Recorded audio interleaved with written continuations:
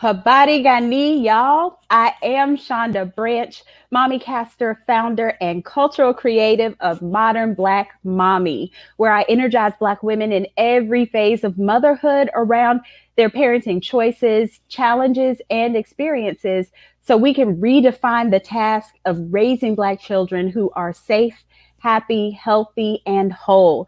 That's my mission, and you all, just by being a part of tonight's event are playing a role in that. You are supporting my vision and my dream, and I am grateful for that. You are watching Kwanzaa, a modern celebration for 2020. I want to welcome you again, and I'm so glad that you're here in night 5 of our celebration. I hope that this live stream series will inspire you to learn about and to institute new traditions in your home. The holiday that we are celebrating is specifically developed with Black people in mind. And that's something unique and something special. So we're going to uplift that throughout all 7 days of this festival. While this holiday is officially celebrated for just 7 days a year, its principles really lay out a way of life that can be applied and practiced every single day of the year. Now, I have gathered an amazing group of friends to help us celebrate Kwanzaa this year. And more than that, to help us understand these principles in a new and modern context. So let's recap in night 1. Night 1, we had Minister Edith Berry and Corey Branch kick us off in a conversation for Umoja, or unity. We had a beautiful Tambiko ceremony, that's the pouring of libation, to remember our ancestors and to remember where we've come from. And it was moving. And I love that celebration. I want to thank Minister Edith Berry and City Councilman Corey Branch again. Night 2, we had Karen Arrington, who is the NAACP Image Award-winning author, a Goodwill ambassador to the Sierra Leone, and the founder of the Miss Black USA pageant. She was here to help us talk about Kuji Chagulia, or self-determination. And again, that was a powerful night. Night 3 was on fire. We talked about Ujima, or collective work and responsibility, with Kendall Harris, who is an alpha man and director of the Clarence E. Leitner Y Achievers Program. And my good friend Kina Day was here, the savvy urban educator. She's also a poet, an author, and a community education advocate. Now, last night, night 4, Isaac B. Horton was here to help us get our money straight. That young man is a serial entrepreneur, a thought leader, an economist, and he was here to talk about Ujamaa, or cooperative economics. Now, he was absolutely brilliant. We're really, really proud of all the things that he's done and all the things that that young man still has in store. But tonight, we are bringing in the heavy hitters. Many of you tuned in tonight, especially to support tonight's guests, and we're going to introduce them in just a moment. But first, let's talk about why we're actually here. Let's talk about Kwanzaa. So here are the basics. It's what you need to know right now so that you can enjoy tonight's celebration and so that you can go back and recap and really understand all of the previous nights of those streaming broadcasts as well. So Kwanzaa was founded in 1966 by Dr. Maulana Karenga as a way to bring the Black community together after the civil rights movement. It was a particularly tumultuous period, and what he understood was that African Americans needed to celebrate family and community and culture, but specifically through a lens of traditionally African life principles and ways of being. The holiday is celebrated in sevens. There are 7 days, there are 7 symbols, there are 7 principles. All of the things that you associate with this holiday come in sevens. It is not particularly religious. That means our friends from all faiths can come together and celebrate together, which is tremendous. You think of many other holidays and they are particular to a single place or to a single religious community, and Kwanzaa spans all of that. And while this holiday was designed and created for those in the African diaspora, that means wherever Black folks are throughout the world, we welcome in this modern context and in this modern celebration all people. We want our friends and our allies from the non-Black community, from the BIPOC community, from the Latinx community. We want all of our friends to come and celebrate together with us all the things that make Black life so wonderful, make Black people so amazing, right? We want our allies to come in and understand where we set our values, and we want them to come in and understand the traumas that we have had placed upon us and how we have not just survived those, but thrived in spite of those. So we also want to help them understand what effective allyship is and usher them into a place where they can help the Black community engage in these principles throughout the year. So now we find ourselves more than 50 years later after the founding of Kwanzaa, the first celebration. And we still find ourselves facing some of the same civil strife and unrest. Here we are again, right? And as a Black woman, and particularly as a mommy, I find that distressing. I find it upsetting. I don't like it. And so when I don't like things, I set out to change them or to affect some sort of difference that's going to be beneficial for myself and for my family. I thought that it was just terrible that we're still experiencing the effects of historical traumas. And the way that I found to combat that in my reading and in my research kept coming back to Kwanzaa and the principles and embedding those in your life and your everyday walk. So I remember the Kwanzaa celebrations of old, where there were lots of people and it was loud and there was food everywhere and the dance troops were there and all the drummers and all of those things brought us together. And I knew that none of that was possible in 2020. And so instead of feeling defeated and just chalking it up to the year that is 2020, I started reading and researching even more deeply, and all of that turned into writing, which became my book, Your Guide to A Modern Kwanzaa Celebration. That's right, I wrote a book, a whole actual book. The link on the screen is where you can go to find that, tinyurl.com/Kwanzaa Mommy. Now, not only is that book full of information about the holiday, but it also has the ceremonies planned out for you each night. It has inspiring meditations. There are journal pages for you and your family to work through. There are craft and decor ideas and resources. It's a tangible way for you to bring those principles of Kwanzaa into your home, not just for these 7 nights, but all year long. So do check that out. The book is there and it's available, but anybody who knows me knows that writing the book wasn't enough. I had to pull together all of the wonderful people in my life who I know exemplify these principles, and I needed to get their voices amplified and pushed out into the world along with mine. And so I called up my good friend Lauren over at RDU on Stage, and she agreed to be our streaming sponsor. So Lauren is in the background as our producer tonight, making sure that we look great and we sound wonderful. But we also have to extend our thanks to her for extending her platform to us so that we can have these nightly celebrations, right? So tonight is night 5 of 7. And we're excited to bring this to you at a time when we know that it is so sorely needed, right? If you've missed previous shows, or if you are not if you don't have access to social media streams, you can go and view it on rduonstage.com. You can go there and catch all of that. So now, the moment that you've been waiting for, I know you guys have been posting and tagging and tweeting and talking about this all day. Who's going to be on? Who's going to be on? Who's going to be on? Alexis Roan is our first guest. Alexis, who is affectionately known as Lex, is a writer, director, producer, artistic theologian, and a revolutionary artist who's devoted to candidly exploring the power of story. Now, as the founder of Truth Meets Story, LLC, she is expanding empathy one story at a time through fiction, story slams, and page-to-stage productions.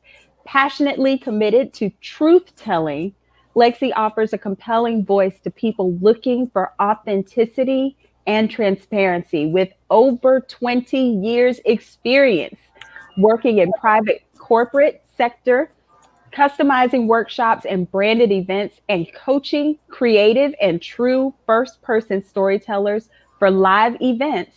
Her professional roster includes, listen up, Gannett USA Today Network, Lutheran Hostel, the City of Phoenix, and the City of Dallas Office of Arts and Culture. And recently she's done work right here with the City of Raleigh in their arts office. So she works with a team of associate producers to coach, to curate, and to harness the power of stories. Get this.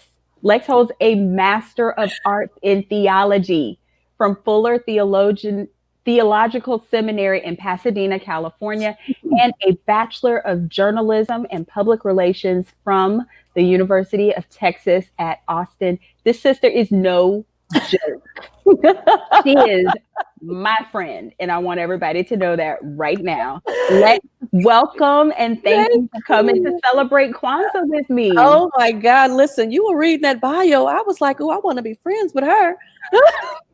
Well, I am friends with her, and it's cool. I'm telling Make you. that connection. Make that connection. No, it's always so interesting. I love to thank you. Thank you for this invitation. Thank you for being so amazing. Thank you for this curating like this entire week.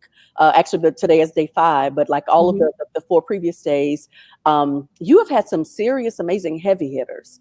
And so one of the ways to always check to make sure that you are like in the right company is to see like, you know, okay, who's on your who's in your atmosphere, who's in your space. And so to be a part of that lineup, I was like, all right, Lex is gonna be just fine. You're here. You're here. I have proved it. Thank you so much. I appreciate you. Now, speaking of heavy hitters, we've got one more for you.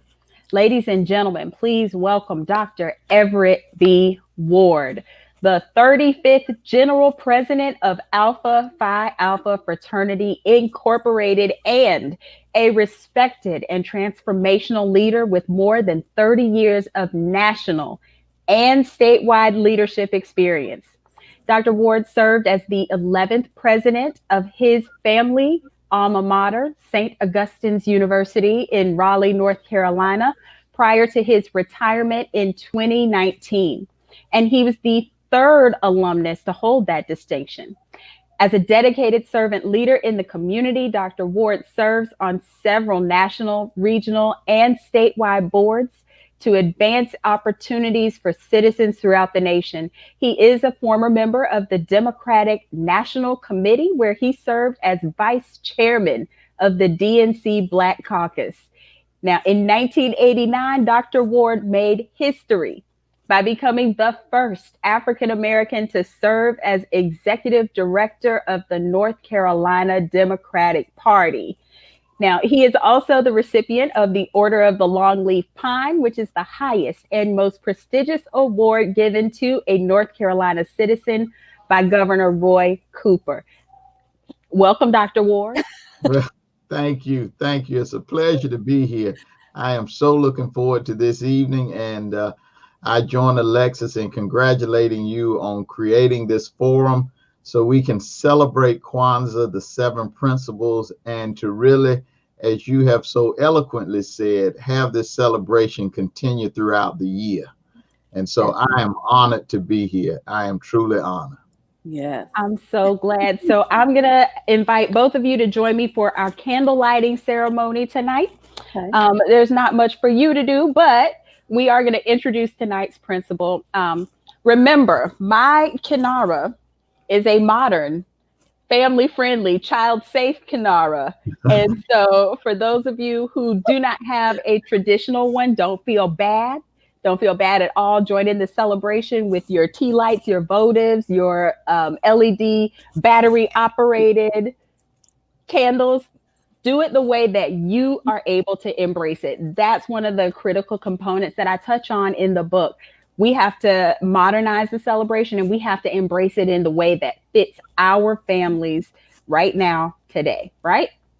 So the order that we light our Kinara, we always start with our black candle in the center, remembering that black is symbolic of the people. So we light that one, and then we move to the outside red candle. And we light that one, remembering that the red is symbolic of the blood or the struggle. Now we come all the way back to the other side and light the outside green one, remembering that green is symbolic of the land, but also the progress, right? So that's our first three on night 4. We come back to the red side and work our way in towards the middle. And that brings us to night 5, the inside green candle. All right, are we ready? Ready. You're ready. Habari gani? Nia. Nia means purpose. Nia means purpose. To make our collective vocation the building and developing of our community in order to restore our people to their traditional greatness. So that is why I have these two particular individuals with us on tonight. Let me read that one more time. Purpose. To make our collective vocation the building and developing of our community in order to restore our people to their traditional greatness. So the thing that really popped for me in all of my reading and research about purpose, about this particular principle, was the restoration piece. We have been great traditionally. Yes. We have that in our history and in our DNA. So I want to ask you two to kick off the evening. What do you think are the greatest moments or movements or accomplishments in the history of our race? What are some of the things that we can be most proud of? I think one of the things, Chanda, that we have to be very clear about is to not assume that someone else's definition of greatness is a thing that we have to own. When I think about greatness, I think about the power to define what is important, the resilience, that is great. The beginning again, that is great. Mm-hmm. And so I think that the thing that I am most proud of in our collective culture is the fact that we are resilient, and we will maintain that resilience and do more, much more, Mm-hmm. when we choose to not allow somebody else to define the markers, to say, oh, okay, well, we were great at this point, and okay, then we had, all of this trauma, and so we're no longer great. And so now we're trying to rebuild back to greatness. I'm going to say that we are great. We have been great. We continue to be great, and we are doing greater.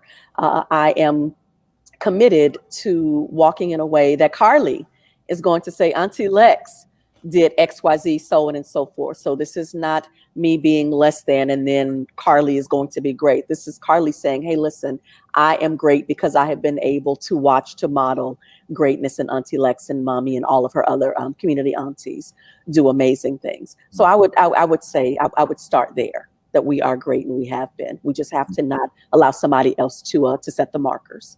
Mm-hmm. That's beautiful. Dr. Ward? I think about a professor of mine, Dr. Forrest Toms, used to tell us, seize the moment to define your own reality. And I think it's critical that we define our own reality throughout our existence as a people. We have always been great. We were great in the continent, in all parts of the continent. We were kings and queens of Egypt and ran the Nile. We were great everywhere. And then the greatest achievement of all was, even as an enslaved people, we maintained our culture and never refused to be defined by someone else's definition of who we were and whose we were. And the greatest attribute that we have as far as greatness in our people and in our culture is that with every generation, we pass that greatness on to someone else. And so you can talk about the period of slavery that said, we will not be enslaved by your definition because we know that we are great people. And we move for civil engagement, and we move to the reconstruction. Even though we were stereotyped, we said we are not going to follow the stereotypes that you have for us. And so if you look at every point in our history as a people, just when you were trying to, by the larger society, define us in a negative way, to stereotype us in a negative way, we said that's your definition, but it's not our reality. And that's what we've got to continue to celebrate and pass on from generation to generation to generation. So what I'm hearing is that the tradition of storytelling, the griot, has to be in place to carry that forward. I consider each of you keepers of the history, keepers of the stories, and you also both have a tremendous way of telling those stories and furthering them. So how do we raise up more griots so that the stories from everywhere are kept and passed along?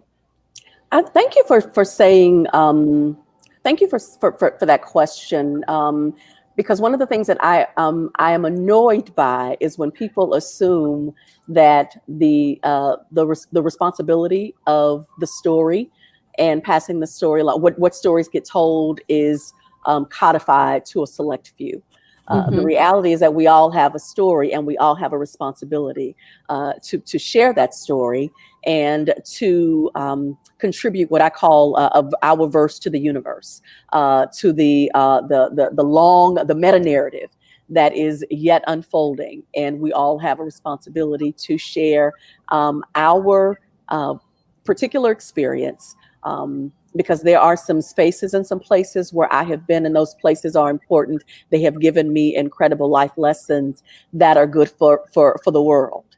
And I must not feel like, it's only for this particular group. Now, I tell stories about the resilience of Black girls and Black women, and I tell those stories on diverse platforms: page, stage, screen, web, podcast, radio. So I have content.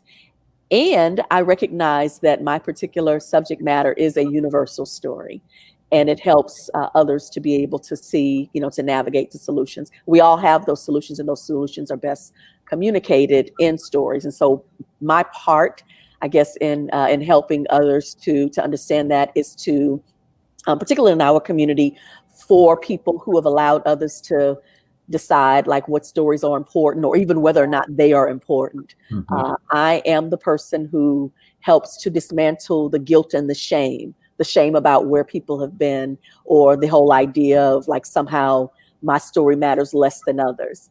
I have a series of workshops and different things that I do to help pull out of people, number one, the idea that your story matters, and your story is a solution that we've all been waiting for.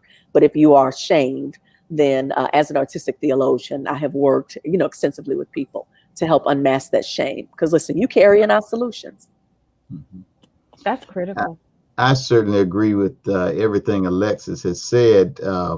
I think from all of our positions, we have to use every forum and platform that we can to tell the story. And then I think it's critically important that we understand that our socialization and what is unique to the African American experience is that everyone in the community has a story to tell. And so we must attune to listening to every story from every personality in the community. I remind people all the time that the best stories I learned that even drive me today, I learned on the front porch of my grandparents' home. On that front porch, sitting between my grandfather and my grandmother and their cast of friends and neighborhood people coming by, telling stories. But what I learned from that experience that I keep with me today is that you cannot prejudge who has a story, and you can't value one over the other. Everyone has a story.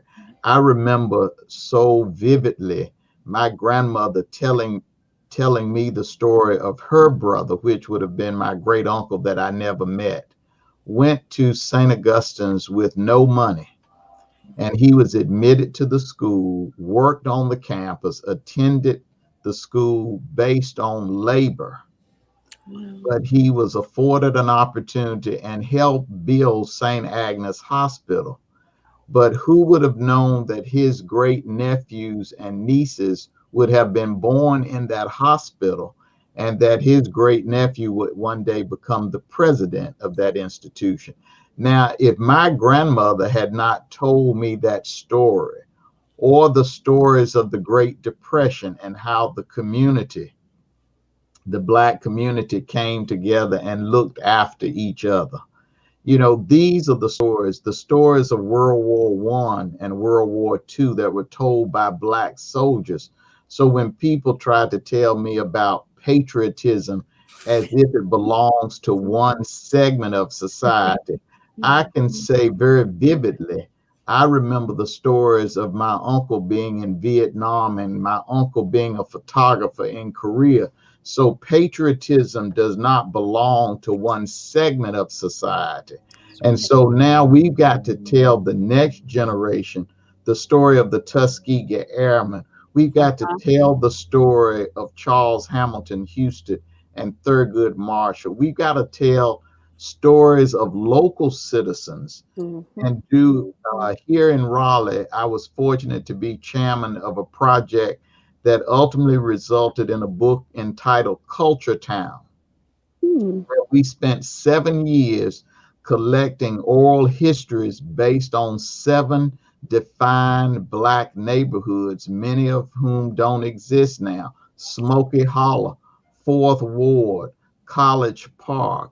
So we had historians come in and document those stories, and now we have a repository at the library where you can go hear the voices of individuals. Now, Raleigh would have you believe that this city was developed only by a certain segment of society. But when you understand the value of telling our own story, then that's what we got to do. Go listen to grandmother and create those platforms. Slow society down. You cannot text our legacy. That's right. That's right. Well, if I can say something else to what Dr. Ward was saying, one of the things that I've always envied about the kinds of like what Dr. Ward just shared about, sitting with his grandmother and hearing those stories. And I think that's the reason why I have spent so much time with the concepts of guilt, shame, and storytelling, because there are a ton of us who did not hear those stories from the elders in our family. And a big reason why they didn't tell us is because they believed the lie that their stories didn't matter. And too many of us don't know to ask. I am blessed by other friends of mine who did ask their grandmother. One of my friends from seminary, as a matter of fact, he recorded the conversation that he had with his grandmother, just asking her, about her childhood, about her upbringing, about that man she shot, about the time she had to go to jail, about that time, she found Jesus, and but he got all of that on tape. Miss Viola was a pistol, and I absolutely loved hearing that story. But it is interesting because she first was so layered, and so she was so leveled by the shame of where she had been.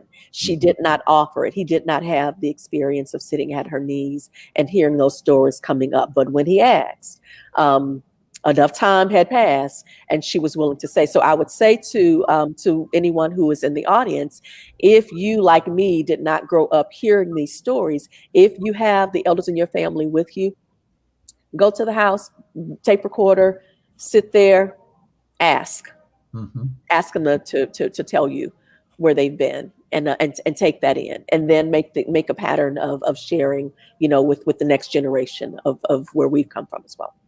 And one, if I can, one of the beautiful things about storytelling is that no matter where you travel in the United States or abroad, the African American and Caribbean stories are all the same. So when we are sitting together in New York or Huntsville, Alabama, and we start telling the stories, we all have the same stories. There, of course, there are variations of the story, but there are stories that we can tell that's unique to the celebratory richness of our people. Right. And I think that's what we've got to continue to celebrate and do all the time. Absolutely. And I just think that in the moment that we're living in, we have lost so many of our elders. Yes. We have lost so much in this moment where our older Black folks have been wiped out by COVID. And there are some stories that we will not be able to recover. And I think for that to settle in and sink in with some of the younger folks in our community, there are some recipes that are gone. There are some knitting techniques and quilting techniques that are gone. There are some things that we have lost in 2020 that far outweigh the economic impact that has been experienced in this time. And I think that as young people, we need to wrestle with that, and we need to set up some things now so that our children are not missing gaps in the information, so that the next generation is not having to try to scramble and figure things out. If we can give them what we have developed, then they have that as a starting point. That's And right. I think that it's critical that they move forward with more than we were given. Right. Mhm. Right. Mhm. I'm just thrilled with the conversation thus far. Some of you guys have already wiped out like 5 questions that I had on my little show notes. So we're just going to keep the conversation rolling. Yeah. Well, I can give you a good example. Over the Christmas holiday, my family and I assembled together to watch Ma Rainey. Mm, Mm. And, most young people, who is Ma Rainey? that's Mhm. right. They didn't know who she was. Well, I Mhm. pulled off my bookshelf a book by Angela Davis that talked about Black females, blues singers. And Mhm. then, you give some context. Well, let me tell you who Ma Rainey was and Mhm. what she represented in our history and in the nation's history as Mhm. an African American mother of the blues. And what does the blues mean? It is Mhm. our story of everyday life. Yeah. Mhm. So we Mhm. have to take the moment that's presented to us and give it a historical context Right. so that the new generation, you may not have known who Ma Rainey was, but you got this movie. But Right. it's incumbent upon us, those who have the knowledge, to then be that bridge and put some context that this is not just a film, that Right. this is a historical narrative, and you got to take it deeper Mhm. about how Ma Rainey was really giving the life experience of African Americans in the South, in the Mhm. Delta, Mississippi, and Mhm. how important she was to Mhm. the life and the storytelling, if you will, Yeah. through the blues. Mhm. That's Because right. really the blues is storytelling. It is. Yeah. And if you take the blues and overlay it with rap music, Come there's on. very little difference. Right. Come on. But Right. you gotta help tell that story Mhm. for our young people. Yeah, yeah. I there's a beautiful exhibit at the North Carolina Museum of Art called Good as Gold. It's about the Senegalese Black fashion and the Senegalese women, and I have I think today was like my 7th time going through the exhibit, and I like the way that I like the way it's curated. But there are some really interesting things that they share about collective memory, about tradition versus modernity, some things about where the history of a people is important, to know that history, and then even the parts that are problematic, Mhm. to flip it, to own where it's problematic, to polish it up, say here's where in this modern era, here is how we see this particular thing. But you got Mhm. to know, like own all of it. It is so extremely well done, and I think that story as an art form makes the conversation of history and these other things way more palatable. Uh-huh. Somebody had described the blues as the gospel, like, stripped of all of the pretense. Mhm, mhm. And I Right. love that. I love that. They're like, yeah, so that's why you got to listen to the blues. Listen, the blues That's is right. the gospel stripped of all the pretense. That's right. So yeah. Hmm. I love that. I want to get us into a conversation about we've talked about setting a context and understanding our history and our traditional greatness. So, how then do we help our children and the next generations, and even some of us ourselves? How do we help them make the connection between that and what our purpose going forward is? Mm. Purpose is such a big lifetime sort of experience, and I think that one thing that I'm careful to not do is to sort of lock it into this staid, systematic way of sort of, approaching things. I did not understand purpose because I grew up, people weren't talking about purpose, they were talking about employment. They were Yeah. talking about getting a college degree so that you Mhm. could have resources, and and on and on. I stumbled onto purpose when a sister friend bought me this book. I was, let me see, yeah, there it is. I was moving from Houston to Austin. I'd been promoted with my company and had a going away party. And she presented me this book by Judith Couchman called Designing a Woman's Life, Discovering Your Unique Purpose and Passion. And I remember thinking, okay, well, I'm a rising human resources star. I'm going to, be a corporate executive, and that's what I'm going to do. And 6 months into my new gig, I was extremely unhappy, and I Mhm. did not know kind of what my next move was. And so I picked up that book, and I tell you, I devoured it because she introduced me to purpose as the thing that you have a passion for, the thing that you have a burden for. She gave Wow. exercises that directed me to go back to when I was younger. It didn't start when, it wasn't sort of this lightning bolt moment, but she gave me a series of exercises where I had to examine my life. And one of the things that she said, pick a cartoon character that you fancy. Well, my favorite cartoon character at that time was Pippi Longstocking.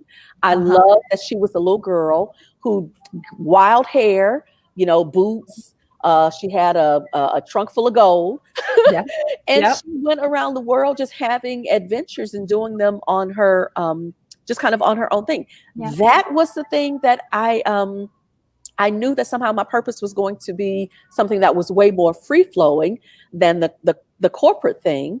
Mhm. Um, but it wasn't until I was unhappy and trying to do business with, okay, like what is going on, that I Yeah. didn't pick up this book that then leads me into what has been an amazing journey. Now that's just one way of going into purpose. So one of the things that I think that we need to be very careful with our children is to not assume that it is a monolithic path or process. Let them know you have a purpose. It is very closely attached to something that you already have a passion for, or already Mhm. have a burden for. And then we're going to just continue to do life and watch the universe just kind of unfold bit by bit. And you're going to know what steps to take in due season. So like, just chillax. You're good. All is well. It's going to work out for you. You will see, and it's going to be different. It's going to be wonderful for you, but it's not And going to look that's the going to be same. hard for a lot of mommies to be able to. It is. That's going to be difficult That's because why you got aunties. You got aunties. that's You got right. That's aunties and right. godmothers. Like, we got y'all. Those conversations and those things that y'all are like, oh no, I need you to do it. This. Y'all gonna cry a lot, but we're gonna be, but listen, it's gonna work out. It will be fine, and we are proof. We're the living proof of what Yeah. that looks like. So yeah. I'd like to echo Alexis. I think you gotta let the village be the village, and then also let young people find their passion and create an atmosphere and an environment where they can freely find their passion, because I believe passion leads to purpose.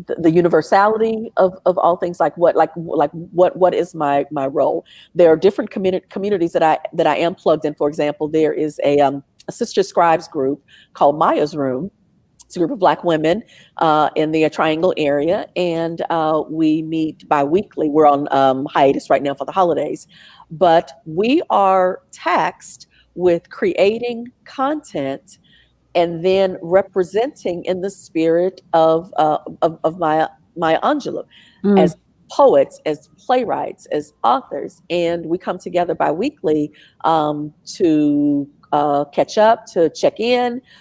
We have these little pods, and we do different things. And so, with me operating as a storyteller, as a Black woman, as a person who tells stories about the resilience of Black girls and Black women, and I'm within that accountability group. That is one quote community. That is one way of me plugging in the Right. community. In the faith community, we are no longer gathering in person. Uh-huh. And so that has, I've had a series of challenges in that way. Virtual is the thing that we've got to do, but Yeah.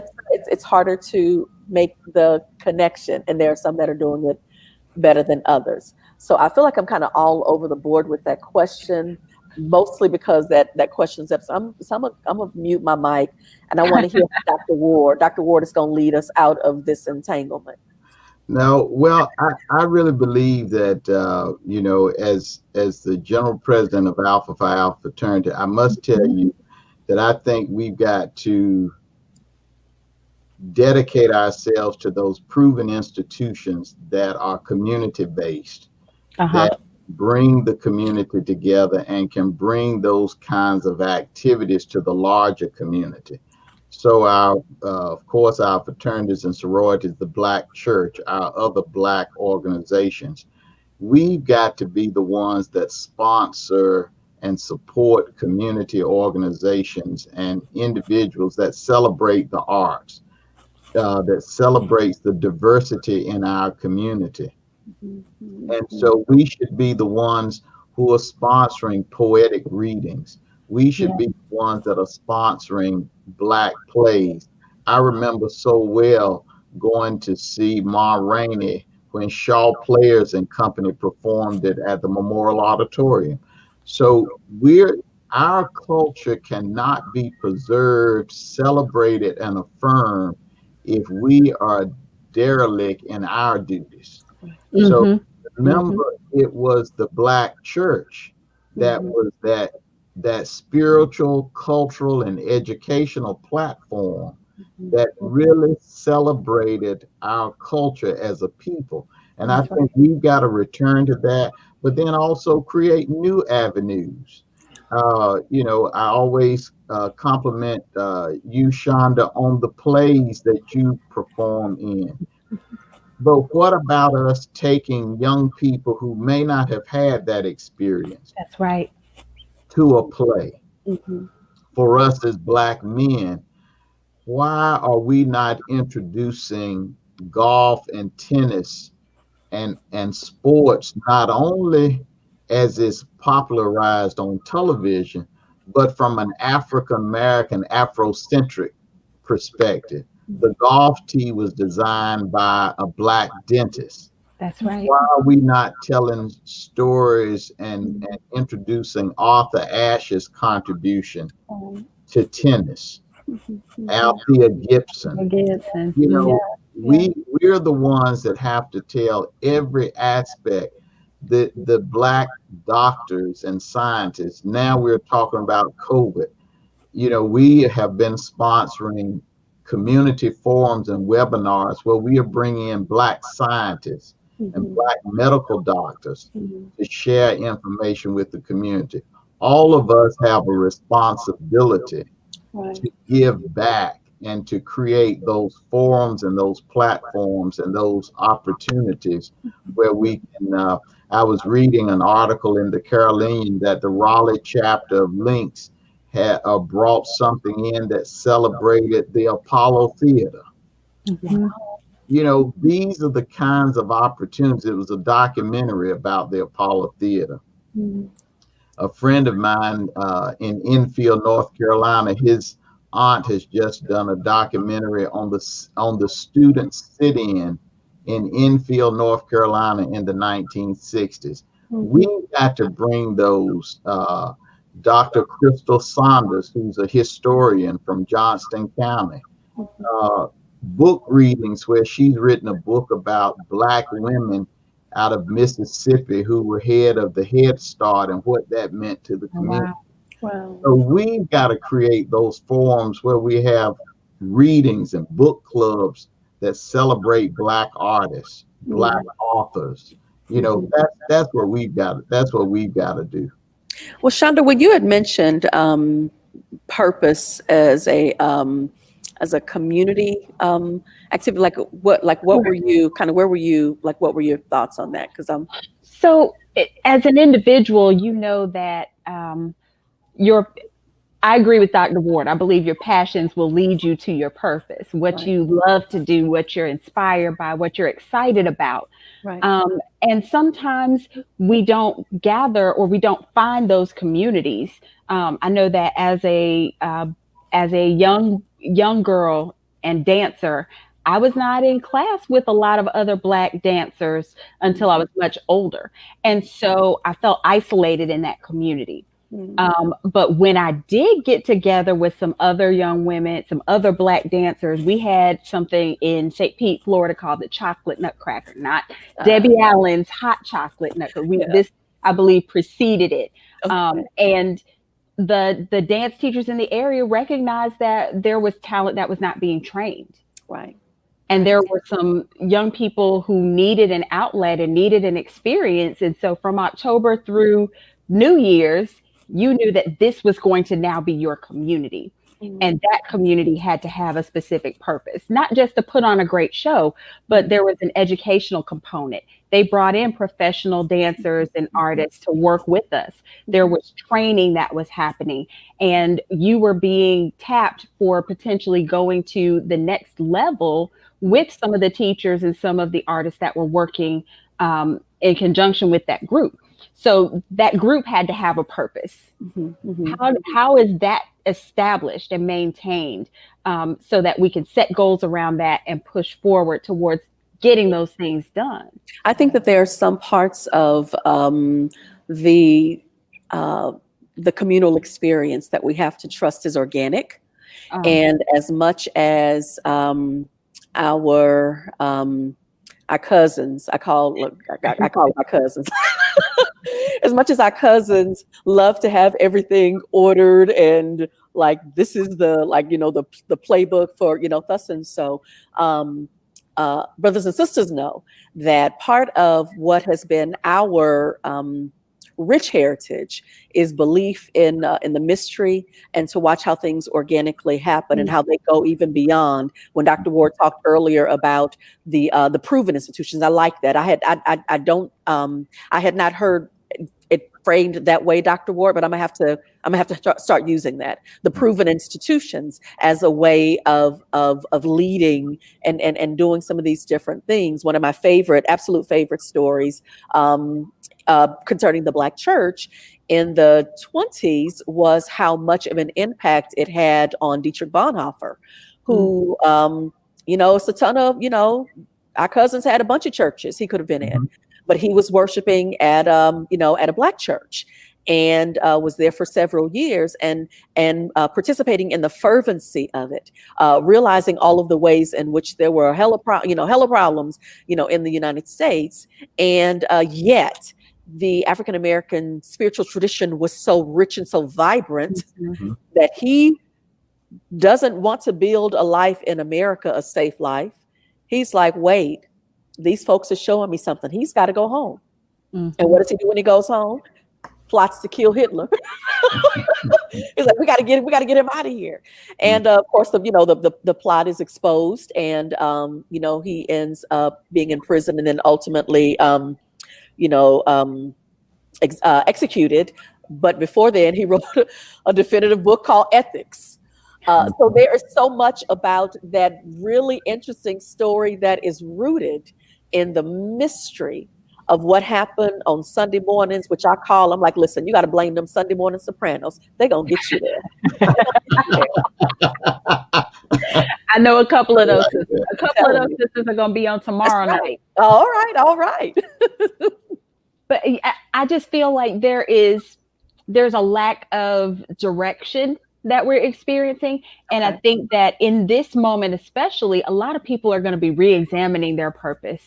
As we have moved through 2020, a particularly trying time, a lot of people have lost jobs. They have lost what they thought was their security. They have lost that thing that they were told they could count on, that they worked so hard to get to and to achieve. And they are going to be looking for a way to reevaluate their purpose. Mhm.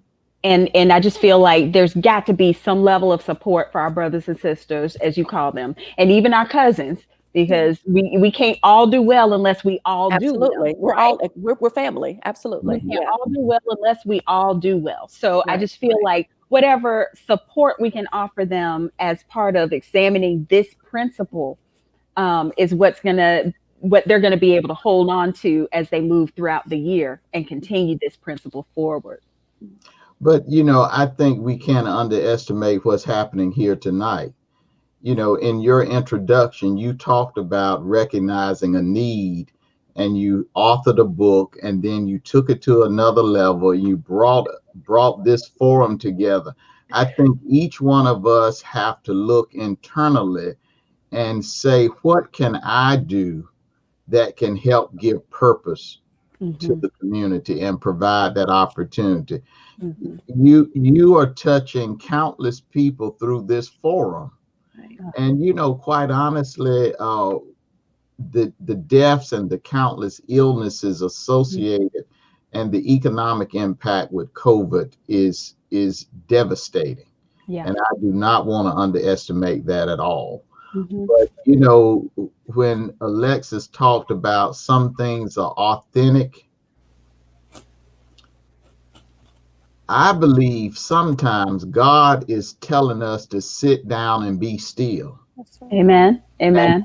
And one of the very positive attributes from this experience called COVID has been that we have all been forced to sit down, slow down, and go through a self-evaluation of what is truly important and what's valued. You're losing loved ones that you have known. You begin to really do a self-assessment. And when you are frozen in time and you can't move around like you once, it forces you to think about what truly is my purpose, what really is of value, and really what is not of value.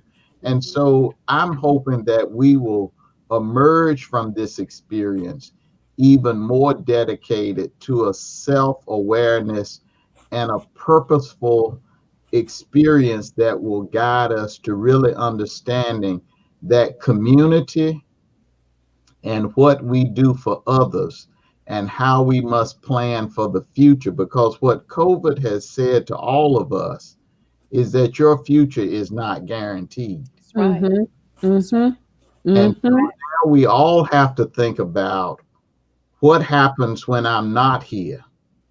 And will the world be a better place? Will this community, will this state, will this nation be a better place after I'm gone? And if this hadn't given you a wake-up call, I don't know what will. So I think we all should emerge from this experience much more focused on purpose, much more focused on community, and much more focused on future generations. Because what will your daughter say about all of us in 2020? What did they do? Just like we go back and read and talk about what W.E.B. Du Bois did. That's right. What Thurgood Marshall did, what Maynard Jackson did. But the question is, when the history book is written and it gives a historical narrative of 2020, The question will be, what did you do to make life better for others? Yeah. And I hope that the narrative will be favorable, that we did our part and that generation can build on that foundation. And Chanda, thank you for saying that, Dr. Ward. You started your, everything that you were just saying by recounting to Chanda what she did. That was basically an illustration of what everybody will do, how what it looks like. You see the need, you assess the need in you, and then you're like, wait, how can I serve the broader community, not just my need, and then you create that solution. So it was interesting, Chanda, that we had to parrot your own example back to you. So one of the things that I think that we must do as a people is we have got to keep an accurate account of where we are killing the game. And we've got to be the ones to, I pray, and whenever I'm doing particular storytelling workshops where we're doing a deep dive on guilt, shame, and trying to unmask some things. One of the things that I always, a prayer that I pray is Lord, flood our memory with evidence of all of these amazing things, the things that we've already, flood our memory with what we have already done. Because I think that a lot of times the encouragement you need, the inspiration you need, the sort of the gas to to take that next step forward is as close as your memory bank. Okay, wait, I remember when I thought I was going to fall apart here. I remember when this didn't exist at this point until I said, hey, wait a minute, now what if? And then you go on from there. So I'm hoping that everyone will not be fatalist, will not be resolved to thinking that, oh, woe is me, what we gonna do? What we gonna do is look back at what we've already done. And that is proof that we got this. We've done some good work, and we have more to do. But we've done some good work. So let's, listen, let's celebrate that in our own individual experiences and our collective and communal experience. I love that. Alexis, while you're talking, tell us about your first Kwanzaa. While you're talking. Oh, Lord. Okay, listen, Dr. Ward, I'm going to need you to still respect me and love me a little bit even after hearing this story. I guarantee you I will. Oh, gosh. I guess I was a junior at the University of Texas at Austin. It was in the early, it was 1990. And so let me just kind of frame it this way. Right now I have an Ankara head wrap, and we are here at this Kwanzaa celebration, a virtual communal Kwanzaa celebration, and that sort of thing. But back in the 90s, everybody wasn't quite woke. And, it was interesting. You had, particularly in the Black community, you had kind of two pockets. You had the group that was, they were all in for, everything Afrocentric. And then you had the folks that trusted Jesus, and they're like, well, Jesus ain't say nothing about no Kwanzaa, that ain't in the Bible. You had those two pockets. And so I was a part of that sort of religious, Jesus ain't say nothing about no seven candles. And so I kind of moved in that circle. But there was this really cute boy on campus. He was actually the president of the Black Student Alliance. And I was very active in my church. He was very active in student government and politics and that sort of thing. And so I have no clue how we connected, but we both kind of found each other and had made plans to spend some time together over the Christmas holidays. And so I was with my family. We both were students in Austin, and then we went to Houston for the holidays. And we hooked up the day after Christmas, which was the first day of Kwanzaa. And he invited me to be a part of the communal celebration. And so I'm excited because I've heard about it, and I'm going to be with this cute boy. So, everything is going to be good. But I walk into the space and everyone is, their braids, their naturals, their dreads, there's incense, there's drumming. And I come up in there with a freshly permed, dark and lovely. You know, I'm like all diva fabulous out. And I'm like all kinds of uncomfortable in this space until he grabs my hand and he's like, you good? Like, you with me? You good? And so we find a seat on the risers. And we're doing the call and response of Baragani, so we're doing our call and response. And then a community elder comes out. His name was Judon Boney. And I had seen him on TV, and he was always like real spirited and real angry, like this constant frown, like, he's fighting the good fight. But on that night, he was pensive and he was thoughtful and he was methodical. And I remember feeling like, here is a man who is carrying the weight of, who's shouldering a disproportionate amount of the weight of what needed to happen in the community.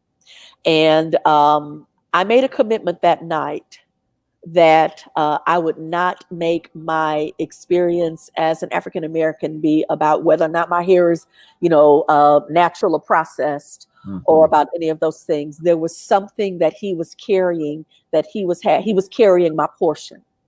And I didn't quite know how to own my portion, but I first knew that I needed to recognize that okay, I'm going to have to do something, and I don't know what that something is, but I'm going to plug in, and I'm going to make a commitment to do that. And then we left, went to the pool hall afterwards, and I whipped that tail, at Carrington's, I got that in. So we was able to have the whole experience. Yes. But from that moment, I will never forget my very first Kwanzaa, and how after that I began to then pull other people into the communal celebrations. I loved them. I loved being able to gather. There was something about when we were in that space, just the energy of the moment, but really the commitment to, as Chanda said earlier, about, okay, listen, it's not 7 days. No, it's not 7 days. Like, the 7 days is just kind of a reminder, like, okay, like, this is where we all kind of plug in together. Yeah. But we got 300 plus other days to get this in. I love it. I love it. So this is my final question for you all. And actually, it's more of a request. You all are some of the most well-read individuals that I know. And I've said that about 3 times throughout this live stream, but I really mean it this time. So if you would please help us expand our list of resources. We're tracking the things that our guests are giving us, the resources in terms of books, blogs, podcasts, people that we need to be paying attention to, thought leaders, albums that we need to go pull and listen to. We are looking for a resource guide to reconnect us to our Blackness and to the best of Black culture and Black thought leadership. So give us a couple of book titles, poems, individuals. Give us a couple. So I am very much connected to the old landmarks. I'm like, listen, what you're not going to do is not recognize that history is prophecy. And so if you want to have some good content about good ways to go forward, okay, we've got to read, we've got to go back to the old landmarks. And one that I have recently discovered, it's a collection of essays and speeches by Audre Lorde called Sister Outsider. I am memorizing whole passages of what the sister has to say. Like, she is, she was on some, she's a prophet is who she was. She was more than a poet. She was a prophet. And so I am energized very much by what she has had to say so eloquently. And I highly encourage this to be a part of your library. And then also, this is a source book. It's called, you can't see the top. Oh, there it is. We Wanted a Revolution, Black Radical Women, 1965 to 85. It's a part of a traveling art exhibit for the Black arts movement. And it is featuring, it has so many good, so much good information. If you are a Black woman and an artist, and you're wondering, like, why does this feel harder? Why do I feel like maybe I should just go, get a job somewhere and call it a day? Like, what is it? This source book has been really inspirational for me, because it helps me to not feel so isolated and not feel so alone. And it's actually published by Duke. I think it's like Duke Press. Yeah, Duke University Press is the publishing for that. So I am memorizing whole passages of Audre Lorde, and I'm constantly going back and forth to the source book. So those are two, and I have a ton others, but like those are the two that you see that like I got stuff behind me, but these are the two that are right here. I need to have them close. So I love that.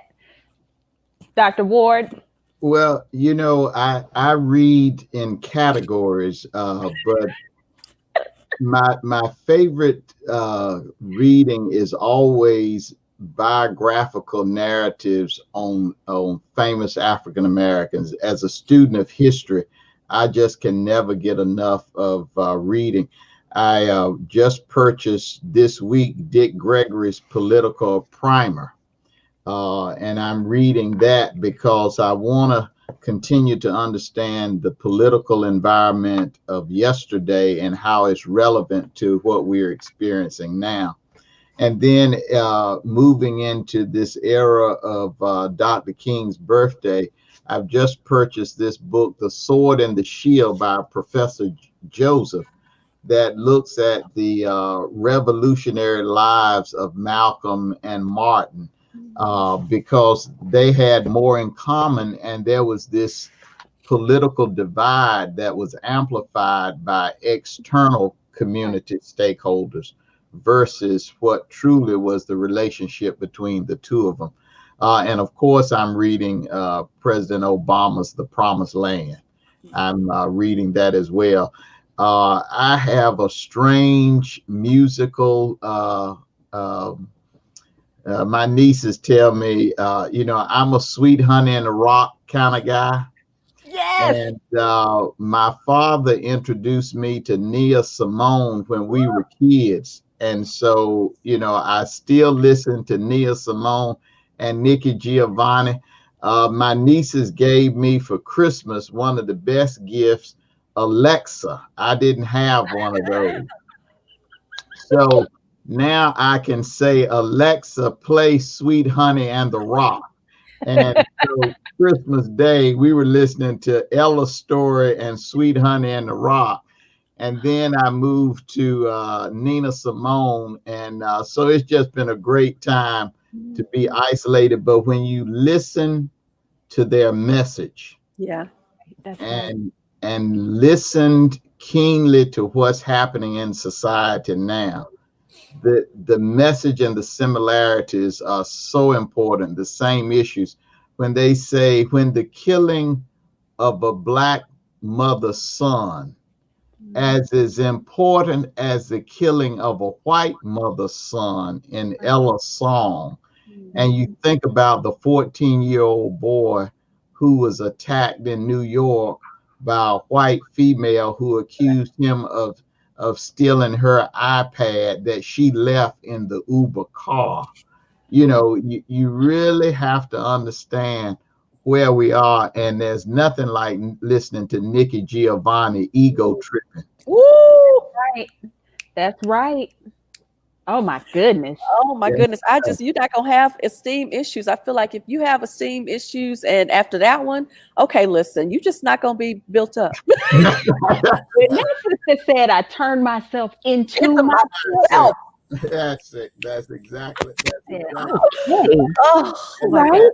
Then I concluded with James Brown, "Say it loud, I'm Black and I'm proud." So I've been having a great Christmas holiday with Alexa and I just pulling up all the greats. So that's how I spend my day and reading and trying to share it with a new generation. Yes, yes. Uh-oh, we can't hear you, Shonda. Oh, I'm muted. There we go. Okay. All right, here I am. Something wonky is going on. Y'all excuse me. I'll wrap this show up strong anyhow. How about that?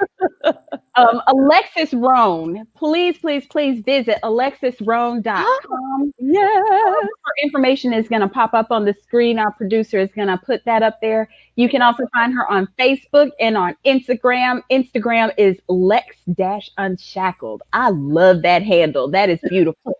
And you having spent a few moments with Alexis Roan, you understand that. Dr. Everett Ward, I'm so honored that you were able to spend some time with us. On Instagram, you can find Dr. Ward at General President Everett Ward. All of those are separated with underscores. You can also follow Alpha Phi Alpha Fraternity Incorporated at the next address, and the local chapter right here in Raleigh has an Instagram page there. When he speaks about the need for these organizations to host the events and to connect the community to what is needed, these brothers are doing it. I have seen it walked out. Please, please, please follow them online. It's not just for them, it's for all of us to know what's happening in the community so that they can be connected to you. One quick example, they did a Black Santa on Zoom and sent everybody the screenshots. And it was an absolutely amazing experience to see my little 2-year-old's face light up when Santa, she realized, looks like her. You can also find them online, apa1906.net.